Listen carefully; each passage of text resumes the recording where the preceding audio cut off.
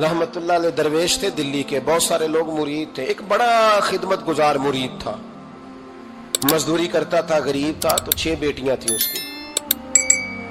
हजरत साहब के पास रोज आके कहता, हुजूर बच्चियों के लिए दुआ करें, अल्लाह कोई असबाब पैदा कर दे। एक बच्ची की शादी का खर्चा 1000 दिनार है और मैं गरीब हूं। हजरत साहब दुआ कर देते। खानका शरीफ के थोड़े ही फासले पर, हजरत जहां बैठ के मुरीदों की तरबियत करते थे, उससे थोड़ा ही फासले पर ना एक ईसाई रहता था, बड़ा मालदार था, बड़ी सारे ऊंट, गायें, भेड़, बकरियां रखी हुई थी, और हजरत शरफुद्दीन रहमतुल्लाह अलैह की बड़ी मुखालफत करता था। और ये जो आपका गरीब मुरीद था, ये उसका पड़ोसी था। एक दिन बुला के ना उनको कहने लगा कि तू किधर जाके जो है वो टकरे मार रहा है, वहां से कुछ नहीं मिलने वाला। वो तुझे क्या देंगे जिनकी खानका खुद चंदे पे चलती है, मदरसा चंदे पे चलता है, मस्जिद चंदे पे चलती है, तेरी बेटी का मामला कहां हल होगा? तो उस दरवेश ने कहा कि तू मेरे पीर को नहीं जानता, तू अजय मेरा महबूब नहीं डिठा, तो पता नहीं ना, तू इस रास्ते का मुसाफिर नहीं, तू नहीं जानता। उनका बस चले ना तो वो हर कीमत में मेरी बेटियों की शादी करा दे। अब वो ईसाई था, कहने लगा अच्छा चलो ठीक है, अगर इतनी बात है ना तो जाओ उनसे जाके कह दो कि 6 साल के लिए मेरे साथ मुआहदा कर लें, तो मेरे जानवरों को चारा डाल दिया करे, 6 साल ड्यूटी करे, मैं 6000 दिनार दे देता हूं। वो मेरे साथ 6 साल मेरे जानवरों को चारा डाले, रखते हैं ना आप चारा डालने के लिए एडवांस पैसे दे के। अब तो लोग उन्हें भी गुलाम ही बना लेते हैं, बड़ी थोड़ी तनख्वाह देते हैं, जुल्म करते हैं, पूरा मुआवजा नहीं देते। हजरत शेख शरफुद्दीन के बारे में वो कहने लगा, जब अपने पीर से जाके कह के मेरे जानवरों को 6 साल चारा डाले, मैं 6000 दे देता हूं, तू जो कहता है हर कीमत पे जाने को तैयार है। उसने जब ये बात की तो मुरीद ने नाराज हो गया, वो लड़ाई हो गई, गिरबान पकड़ लिया, झगड़ा हुआ, बात बड़ी दूर गई। इस तरह की बात करता मेरे हजरत के बारे में, तेरे जैसे कई मैं वहां काम पे रखा दूं। जब वो बड़ी बहस हुई, बात मोहल्ले में, इलाके में फैल गई, दुनिया ने सुन ली, तो शेख शरफुद्दीन तक भी पहुंच गई। इस तरह झगड़ा हुआ है। लोग सो गए इशा की नमाज के बाद। हजरत साहब ने ना सर पे कपड़ा लिया, उस ईसाई के दरवाजे पे दस्तक दी, वो बाहर आया, फरमाने लगे लोग तो सोच समझ के मुलाजम रखते हैं, तूने भी तो सोच ही लिया होगा, तभी तो मुझे ऑफर की है। तू अपनी ऑफर पे कायम है? वाकई मुझे रख लेगा और 6000 दिनार दे देगा? कहने लगा जा बाबा काम कर अपना। फरमाया नहीं, तूने इतने लोगों में बात की, इतनी बहस हुई, तो कायम है? कहने लगा मैं तो कायम हूं, पर आपने नहीं कायम रहना। फरमाया मैं सोच समझ के आया हूं। उसने कहा आप ड्यूटी करेंगे, भैंसों को चारा डालेंगे? फरमाया एक शर्त, बस जब अजान हो जाए ना तो मुझे रब की नमाज पढ़ने की इजाजत दे देना, बाकी सुबह शाम जो तू कहेगा। अगर उस गरीब की बेटियां ब्याही जाए तो मुझे और क्या चाहिए? उसकी 6 बेटियों का बोझ है उसके सर पे, तू मुझे रख ले। अल्लाह अकबर। वो कहने लगा चले पे मेरे साथ खते बंदगी कर ले। आजकल हम स्टाम करते हैं, उस जमाने में खते बंदगी होता था, गुलामी का खत, काजी शहर के पास, यानी उसका ख्याल था कि चलो स्टाम की बात करूंगा तो भाग जाएंगे। फरमाया चल मैं तैयार हूं। काजी तक गए, तय हो गया, 6000 दिनार दे दिए। हजरत ने मुरीद को बुलाया, फरमाया पुत्र ये ले जा मेरी बेटियों को रवाना कर दे। कहने लगा हुजूर ये क्या कर रहे हो आप, कुछ सोचे? फरमाया यार जब तुझे बेटा बना लिया तो फिर मेरी पोतियां तो लगती हैं ना, मेरा हक तो बनता है ना, जा जाके ड्यूटी कर, उनको ब्याह दे। बात फैल गई। बादशाह भी अकीदतमंद था, वो 12000 दिनार लेके पहुंचा। क्या बताऊं इन रब के बंदों का दिल कैसा होता है, क्या दर्द होता है, क्या रंग। 12000 दिनार लेके बादशाह आया और आके हजरत को पेश किए का हुजूर आप दें इस ईसाई को डबल दें और जाए काम करें। आप फरमाने लगे तू पैसे दे, शर्तें ना लगा, मेरा जहां दिल करेगा मैं खर्च करूंगा, मुझे तो मजा ही अब आने लगा है, अभी तो लुत्फ आ रहा है, अभी तो जायका आया है कुछ करने का, पैसे देने या तो दे, पाबंदी ना लगा, जहां मेरा दिल करेगा मैं। उसने कहा हुजूर ठीक है रख ले। हजरत ने फजर मस्जिद में पढ़ी, जेब में 12000 दिनार थे, ऐलान फरमाया भी किसी और की बेटी भी बैठी है तो पैसे मेरे पास है। वो 12000 दिनार भी बांट दिया और 12000 दिनार बांट के ना तो फिर चले गए खेत में चारा काटने। उस ईसाई को किसी ने बतलाया कि उनके पास तो 12000 आया है, पर तुझसे जान नहीं छुड़ाई उन्होंने। वादा ये हुआ था कि 6 देंगे तो जाएंगे, जब तक देंगे नहीं तेरे घर में काम करेंगे। वो ना चारा काट रहे थे, हजरत साहब तो वहां पहुंच गया, दूर जाके खड़ा हो गया, कहने लगा बाबा پہلے تو میں نے مسلمانوں کے اخلاق سنے تھے، اب تو میں نے دیکھ بھی لیے، پر یہ بتا جب 12,000 آیا تھا جان کیوں نہیں چھڑائی؟ تو حضرت چارہ کاٹتے کاٹتے رو پڑے، فرمانے لگے تو نہیں نہ جانتا یہ بیٹیاں سانجھی ہوتی ہیں، پتہ نہیں نا، میرے رسول پاک نے تو حاتم تائی کی بیٹی کے سر پہ کپڑا رکھ کے کہا تھا بیٹیاں برابر ہوتی ہیں، تو یہ نہیں پتا جب اس کی 6 بیٹیوں کی شادی ہوئی ہے میرے اندر روحانیت کتنی بڑی ہے۔ فرمایا پھر 12,000 آیا ہے تو 2-4 بچیاں پھر گئی ہیں، تو یہ نہیں پتا میں اندر سے راضی کتنا ہوں، میں تیری نوکری کرتا رہوں گا، پتہ نہیں اللہ کتنی بیٹیوں کو بیاہ دے گا۔ اتنا رویا وہ عیسائی کے پیروں میں بیٹھ گیا، کہنے لگا بابا میں نے تیری مخالفت کی ہے پر تیرے قریب آ کے پتہ چلا ہے کہ تو بہت اونچے اخلاق کا مالک ہے، اور اگر تیرا یہ مقام ہے تو تجھے اخلاق سکھانے والے محمد عربی کی شان کتنی ہوگی۔ ظالم کی بولیے جاتے نہیں لوگ جھوٹے گواہ بن کے، وکیل صاحب کو نہیں پتا ہوتا کہ یہ بندہ مجرم ہے جو میرے پاس آیا، کیا مجرموں کے وکیل نہیں ہوتے؟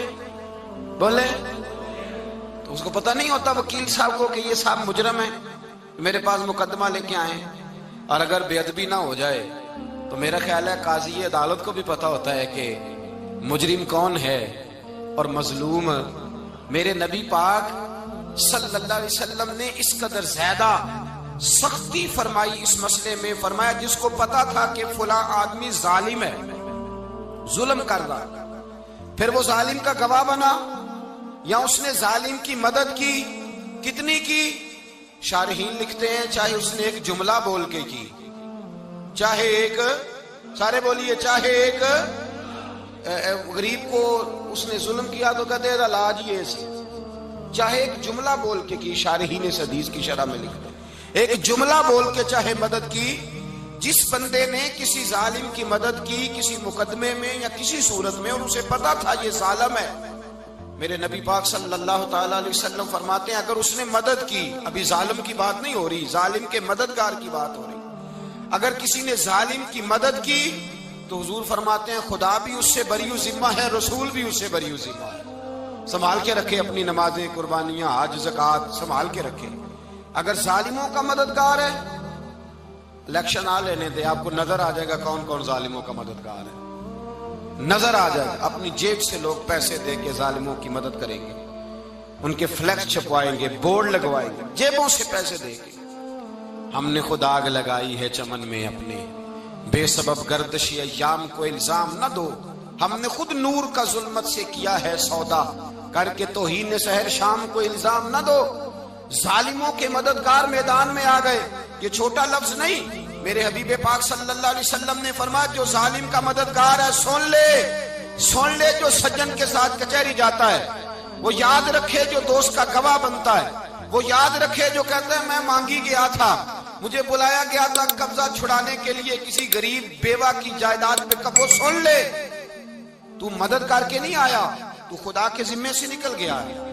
رسول پاک نے فرمایا تیرا میرا تعلق ختم ہو گیا، تو ظالم کا مددگار ہو گیا، پھر تو کہتا میں بے چین ہوں، میں بے قرار ہوں، میں آزمائش کا شکار ہوں، پلٹ کے دیکھ تو صحیح تیرا گناہ کتنا بڑا ہے۔ میرے نبی پاک صلی اللہ علیہ وسلم کا ایک اور فرمان سن لیں، ابن ماجہ ابو داؤد میں موجود ہے، اس حدیث کو آپ نے یاد کر لینا ہے، کر لیں گے انشاءاللہ، سارے کہیے انشاءاللہ کر لیں گے یاد۔ حضور صلی اللہ علیہ وسلم نے فرمایا اگر تو ظالم کی مدد کرے گا نا، یہ لفظ دل کی تختی پہ لکھ لینا، یہ مکافات عمل ہے، مکافات عمل دنیا، ادھر کرو گے تو ادھر بھرو گے۔ فرمایا اگر تو کسی ظالم کی مدد کرے گا، سن لے حضور کا فرمان ہے، اگر تو ابن ماجہ ابو داؤد سیاہ میں موجود ہے، فرمایا اگر تو کسی ظالم کی مدد کرے گا تو رب تعالیٰ مرنے سے پہلے پہلے تیرے اوپر بھی ظالم کو مسلط کر دے گا، تیرے اوپر بھی ایک دفعہ ظلم ضرور ہوگا اگر تو ظالم کی، وہ کسی صورت میں بھی ہو سکتا ہے، کسی صورت میں بھی تیرا بیٹا ہی اٹھ کے ظلم کر دے گا، تو الجھ جائے گا، کسی نہ کسی جگہ تیرے لیے تباہی کا سامان ہوگا، تیرے اوپر ظلم ہوگا، اس لیے کہ تو ظالموں کا مددگار ہے۔ چاہیے یہ تھا کہ تو مظلوم کی مدد کرتا، انسانی ایمانی یقین کا فریضہ سر انجام دیتا، تو ظالموں کا مددگار ہو گیا۔ ٹٹول کے دیکھ لیں، رزلٹ نکال کے دیکھ لیں، ہمارے زمانے میں ظالموں کے مددگار زیادہ ہیں، اتنی لمبی زبانیں نکال کے ظالموں کی مدد کرتے ہیں، بڑے بڑے کالم نویس اللہ نے انہیں قدرت دی لکھنے کی، تو اپنا قلم ظالموں کی مدد میں خرچ کرتے ہیں۔ وہ لوگ جن کو اللہ تبارک و تعالیٰ نے قدرت دی، ہمت دی، طاقت دی، کچھ لوگ ان کے حلقہ احباب میں، وہ اپنے لوگوں کو استعمال کر کے ظالموں کی مدد کرتے ہیں، ظالموں کی مدد کرتے ہیں۔ میرے نبی کریم سید عالم نور مجسم صلی اللہ علیہ وسلم نے فرمایا، اگر تو نے ظالم کی مدد کی تو جب تک تو توبہ نہیں کرے گا رب تجھ سے ناراض ہی رہے گا۔ اللہ تجھ سے، او بھائی جس سے رب بھی ناراض ہو گیا، نہ کھانا نہ پینا نہ سونا نہ جاگنا نہ نیند، پھر تیری ہر چیز تیرے لیے آزمائش ہو جائے گی، پھر تیرا سایہ بھی تیرے لیے خوف کا سامان بنے گا، پھر زندگی جیتی جاگتی لاش بن جائے گی، تو اپنے کندھوں پر اپنی میت اٹھائے پھرے گا جب تو ظالم کا مددگار ہوگا۔ اور نبی پاک صلی اللہ علیہ وسلم نے فرمایا ظالموں کا مددگار بھی ظالم ہوتا ہے، ظالموں کا مددگار بھی، سارے بولے ظالموں کا مددگار بھی نہیں، کو نہیں، آپ سارے نہیں بولے، ایک دفعہ بولے ظالموں کا مددگار بھی، پکی بات ہے، ظالموں کا مددگار بھی۔ اللہ اکبر، جس کا یارانہ ہو، جس کا دوستانہ ہو، جو کہے میں نے نا اس کو اوکھے ویلے کے لیے ظالم کو یاد رکھا ہوا ہے۔ کبھی مشکل میں رکھے نہیں ہوئے لوگوں نے ظالم دوست؟ کہتے میں نے رکھے ہوئے ہیں، بلکہ ہمارے دیہات میں تو کہتے ہیں میں نے بازو بنائے ہوئے ہیں۔ کس کو بازو بنا لیا؟ ظالم بھی کبھی بازو ہوتا ہے، جو ظلم کی تلوار لیے میدان میں کھڑا ہے۔ قارون، حامان، فرعون، نمرود کا حال نہیں لوگوں نے دیکھا؟ اپنے زمانے میں آپ نے کتنے لوگ نہیں دیکھے جن کے سائے سے، آواز سے لوگ کانپتے تھے؟ پھر پولیس کی گاڑیوں میں وہ اس طرح مردہ پڑے کہ دنیا نے تماشا دیکھا ان کا۔ یہ رنگ ہم نے دیکھے نہیں اپنے آنکھوں سے۔ فرمایا ظالم کا مددگار بھی، جو کار میں بٹھا کے لے کے گیا وہ بھی ظالم، جس نے چائے پلائی وہ بھی، جس شخص نے کھانا کھلایا وہ بھی، جو کچہری تک ساتھ گیا وہ بھی، جس نے فلیکس کے نیچے، بڑے شرابی کے نیچے چھوٹی اپنی فوٹو لگائی وہ بھی، جو ووٹ کی پرچی ڈالنے گیا وہ بھی۔ کہہ دینا باہر نکل کے کہ حضرت صاحب نے سیاسی تقریر کی ہے، کہہ دینا، پر بات تو سچی ہے نا۔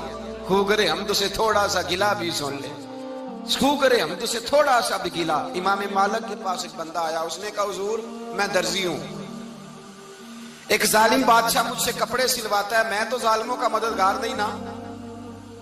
ایک ظالم بادشاہ مجھ سے، حضور میں تو مددگار نہیں نا ظالموں کا، جو فرمایا ظالموں کا مددگار بھی ظالم ہوتا ہے، تو کپڑے لے کے آتا ہے میں سی کے دے دیتا ہوں، ذمہ داری نہیں۔